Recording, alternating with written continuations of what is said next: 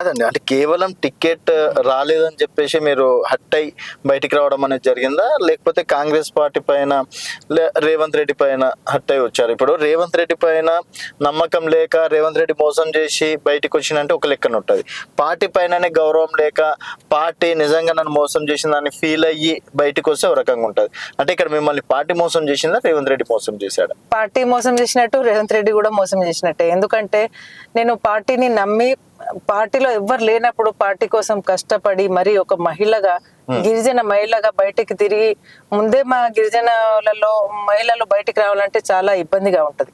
అటువంటి ఇబ్బందికరమైన వాతావరణంలో నుంచి నేను ఒక చదువుకున్న దాన్ని, మళ్ళీ మా మంచి కుటుంబము, అక్కడి నుంచి నేను బయటికి వచ్చి పార్టీ కోసం పని చేసి 12 సంవత్సరాలు కష్టపడి పిల్లలు, ఇల్లు, వాకిలి అన్ని వదిలేసుకొని నేను అహర్నిశలు పనిచేసిన దానికి వాళ్ళు ఏం గుర్తింపు ఇవ్వకపోవడంతో నేను చాలా మనస్తాపం పడి బయటికి రావడం. ఈ రోజు బాధ అనిపిస్తలేదా? అరే నేను ఆ రోజు కాంప్రమైజ్ అయ్యి పార్టీలోనే ఉంటే డెఫినెట్ గా నాకు ఏదో ఒక కార్పొరేషన్ చైర్మన్ వచ్చేది, లేకపోతే రేపటి నాడు ఇంకేదైనా ఎమ్మెల్సీగా అవకాశం ఇస్తుండే. ఎందుకంటే రేవంత్ రెడ్డి గారు అప్పట్లో ఎవరైతే ఎమ్మెల్యే టికెట్లకు త్యాగం చేశారో వాళ్ళకి డెఫినెట్ గా పదవులు ఇస్తాం అది అని చెప్పేసి అంటున్నారు.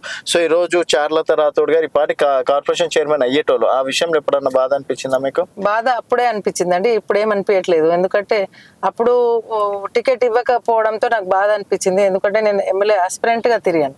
నాకు ఏదో చైర్మన్ పదవి ఇస్తారనో, ఎమ్మెల్సీ పదవి ఇస్తారనో, లేకపోతే ఇతరత్ర ఇస్తారని నేను చేయలేదు కదా. పార్టీ కోసం, ఒక సంస్థ కోసం నేను అన్ని సంవత్సరాల నుంచి కష్టపడతా ఉంటే గుర్తింపు నాకు రాలేదనే బాధ ఒకటి అప్పుడు కలిగింది. కానీ ఇప్పుడు నాకు అలాంటి బాధ ఇప్పుడు ఏం లేదండి. ఒకవేళ గెలుస్తున్నానా మేడం మీరు? నేను గెలిస్తే పక్కా, నేను ఉంటే 25-30 వేలతో పక్కా గెలుస్తుంటా. పక్కా గెలుస్తుంటుంది. ఓకే, మరి ఇప్పటికి ఇంకా కాంగ్రెస్ పార్టీ పైన ప్రేమ పోనట్టుంది, బీఆర్ఎస్ పార్టీలోకి వచ్చిన? లేదండి, ఇప్పుడు ఏం ప్రేమ లేదండి. ఎందుకంటే మనసు విరిగిపోయింది ఆ పార్టీ మీద, ఆ మనుషుల మీద. ఏదైతే నమ్మించి మోసం చేస్తారో అది ఎవరు అని అంటే రేవంత్ రెడ్డి అనే. మొత్తం రాష్ట్ర వ్యాప్తంగా ఏ ఒక్కరినన్నా అడగండి, నమ్మించి మోసం చేసే వ్యక్తి ఎవరు అంటే రేవంత్ రెడ్డి అని ఈజీగా చెప్పగలుగుతారు. నాకు కూడా అదే భావన ఉంది. కాబట్టి నేను ఆ పార్టీలోంచి బయటకు వచ్చిందే చాలా మంచిగా అయిందని నేను అనుకుంటున్నాను. ఎందుకు మేడం? రేవంత్ రెడ్డి ఇప్పుడు ఈరోజు సీఎం మేడం. ఈ రోజు కాకపోయినా రేపటి నాడు మీరు వెళ్ళినా కూడా ఏదో రకంగా చూస్తాడు కదా మిమ్మల్ని. లేదండి, సీఎం ఉండి ఏం చేశారండి? ఇప్పుడు ఎన్నో హామీలు ఇచ్చారు. రాష్ట్రంలో 6 గ్యారంటీలు అన్నారు. ఎక్కడన్నా ఒక హామీ కూడా ఇచ్చారా? 420 హామీలు ఇచ్చారు, ఒక్క హామీ కూడా నెరవేర్చలేదు.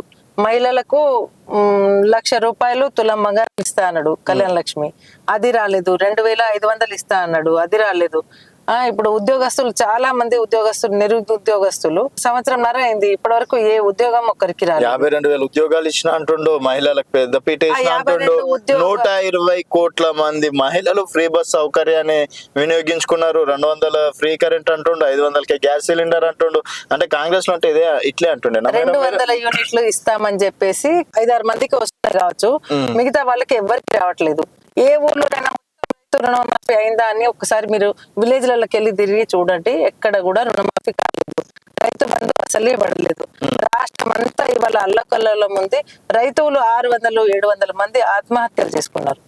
మరి అలా ఉంటే రైతులు ఎందుకు ఆత్మహత్య చేసుకుంటారండి? మా డిస్టిక్ లోనే 4 రైతులు చనిపోవడం జరిగింది. ఒకడు దేవరావు అనే అబ్బాయి బ్యాంకులో వెళ్ళి మరి పురుగుల మంది తాగి చనిపోవడం జరిగింది. అలాగే విష ఆహారం పెట్టి మొత్తం గురుకులాల్లో పిల్లలు మొత్తం విష ఆహారం తిని మొత్తం ఫుడ్ పాయిజన్ అయ్యి పిల్లలు చాలా మంది అస్తవ్యస్తత అయిన. మరి రాష్ట్రం అంతా ఇట్లా అల్లకల్లోలం అవుతా ఉంటే మరి ఏం చూస్తున్నారండి? నేనేమంటున్నా అంటే మిమ్మల్ని మోసం చేసినట్టు రాష్ట్ర ప్రజలని రేవంత్ గారు మోసం చేసిండ్రు అని చెప్పేసి అంటారా? పిల్లలకు పెద్ద పీట వేస్తాను అని పదే రాహుల్ గాంధీ గారు ఎన్నో సార్లు చెప్పారు. ప్రతి మీటింగ్ లో మహిళలకు పెద్ద పీట వేస్తామని చెప్పారు, కానీ ఎక్కడ పెద్ద పీట వేయలేదు. వాళ్ళకి ఎవరు కావాలో ఒక ఇద్దరికే ఇప్పుడు మినిస్ట్రీ ఇచ్చారు మేడం. కానీ కేసీఆర్ గారు ఉన్నప్పుడు మా గిరిజన మహిళ సత్యవతి రాఠోడ్కి ఇచ్చారు, ఎంపీ మాలోత్ కవితను ఎంపీగా చేశారు. అదేవిధంగా మా గ్రామ పంచాయతీలను తాండాలను గ్రామ పంచాయతీలుగా మార్చి సేవాలను గుర్తించాలని చెప్పేసి సేవాలను చేయడానికి మంచి మంచి భవనాలు కట్టించారు. అలా గిరిజనులకు చాలా హెల్ప్ చేశారు. ఓకే, నేనేమంటున్నా అంటే సరే ఈ రోజు రేవంత్ రెడ్డి గారు టికెట్ ఇవ్వలేదని చెప్పేసి బీఆర్ఎస్ పార్టీలోకి రావడం అనేది జరిగింది. ఇప్పుడు బీఆర్ఎస్ పార్టీ రేపన్నాడు మీకు టికెట్ ఇవ్వకపోయినా లేకపోతే పక్కన పెట్టిన చార్లత రాథోడ్ గారి పరిస్థితి ఏంటి? కేవలం జెడ్పీటీసీ అంతేనా? ఇంకా అలా కాదండి. ఇప్పుడు కేసీఆర్ గారు ఎవరినైతే నమ్ముకుంటారో, కేసీఆర్ గారిని ఎవరు నమ్ముకుంటారో వాళ్ళకి తప్పకుండా న్యాయం జరుగుతుంది. పక్కా. ఎందుకంటే కేసీఆర్ గారికి మొత్తం అవగాహన ఉంది, స్టేట్ గురించి అవగాహన ఉంది. ఏ జిల్లాలో ఎవరిని టికెట్ ఇస్తే బాగుంటది, ఏ జిల్లాలో ఎవరు గెలుస్తారు అనే సర్వేల ప్రకారం, మరియు అక్కడ లోకాలిటీ ప్రజలు ఎలా ఎవరిని కోరుకుంటారు అట్లాంటి వ్యక్తి ఓడిపోయిండు మేడం.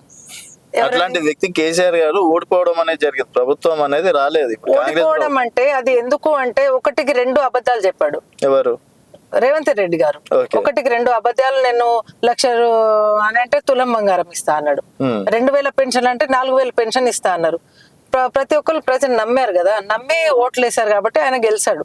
కానీ ఇప్పుడు మళ్ళీ ప్రతి విలేజ్ లో తాండాల్లో ప్రతి ఒక్కరు కేసీఆర్ సారే కావాలి, మాకు కేసీఆర్ ఉంటేనే అన్ని పథకాలు వస్తాయి, కేసీఆర్ గారు ఉంటేనే మేము మా చేతిలో డబ్బు ఉంటది అని చెప్పేసి ప్రతి ఒక్కరు భావిస్తున్నారు. మేడం ఏదో బీఆర్ఎస్ పార్టీలు ఉన్నారని చెప్పేసి డబ్బా కొట్టకండి మేడం, డబ్బా కొట్టండి కానీ మరి ఇంత డబ్బా కొట్టకండి. కేసీఆర్ గారు రావాలి ఎవరు అంటున్నారు మేడం? ఎవరు రావాలని చెప్పేసి ఎవరు అట్లా అనుకుంటున్నారు? కాదండి. చాలా హ్యాపీగా ఉన్నారు రేవంత్ రెడ్డి ప్రభుత్వం. మీరు ఇక్కడ తెలంగాణ భవన్ లోనే ఉండి తెలుసుకోవడం కాకుండా మీరు విలేజ్లలో తిరగండి.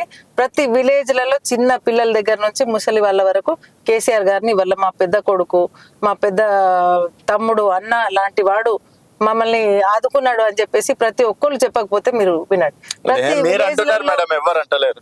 లేదండి, అట్లా చాలా లేదు. రాథోడ్ గారే అంటున్నారు. ప్రతి విలేజ్లలో ప్రతి ఒక్కరి నోట్లో ఇవాళ కేసీఆర్ తప్ప వేరే మాటే లేదు. రేవంత్ రెడ్డి అంత ప్రభుత్వం, నీచమైన ప్రభుత్వం ఎక్కడ లేదు ఇప్పటి వరకు. ఇలాంటి రేవంత్ రెడ్డి ప్రభుత్వం చూస్తున్నాము, ఇంతకు ముందు కూడా చూడలేదు, తర్వాత కూడా చూడలేమని అంటున్నారు. ఏం పాపం చేసింది మేడం రేవంత్ రెడ్డిని అంతగానం తిడుతున్నారు? పొద్దుగా లేస్తే బీఆర్ఎస్ లో కేటీఆర్ గారు, కవిత గారు, కేసీఆర్ గారు, మీరు అందరు ఇట్లా ఎగబడితే పాపం ఆయన టైం ఇవ్వండి మేడం. ఆయనకు కూడా, రేవంత్ రెడ్డి గారికి కూడా. కేటీఆర్ గారి గురించి చెప్పాలా, కేటీఆర్ గారు ఐటీ కంపెనీస్ ఎన్ని వేల పిల్లలు ఇవాళ ఐటీ కంపెనీలలో పనిచేస్తున్నారు.